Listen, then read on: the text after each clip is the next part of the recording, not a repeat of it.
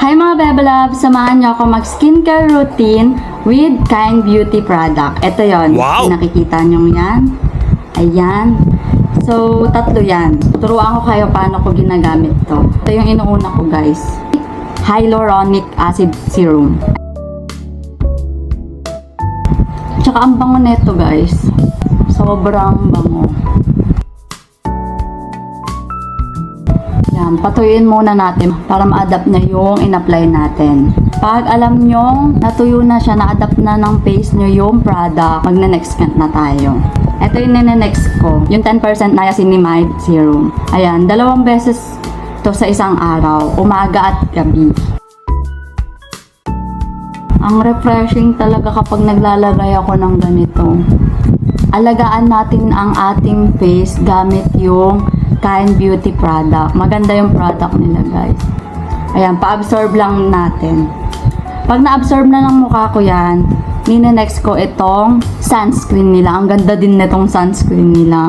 Panalo. Ayan. Ooh.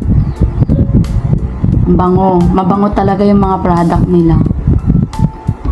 Yan. At dahil na-absorb na ng aking face, yung 1 and 2, nag-a-apply na ako ng sunscreen. Siyempre, para protected ang ating skin.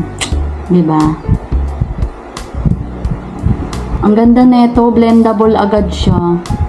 Look. Oh. Look at that. Walang white cast. Diba? Oh, look. Ang ganda. Walang white cast.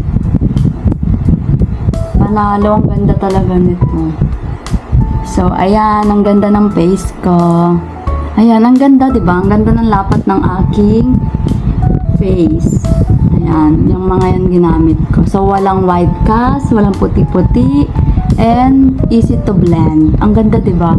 Nasa yellow basket lang yan lahat, guys. Ma-avail nyo siya sa yellow basket. Go!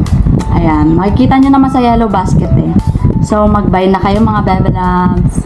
Look my face, no? Ang glowing ng face ko. So, bye-bye!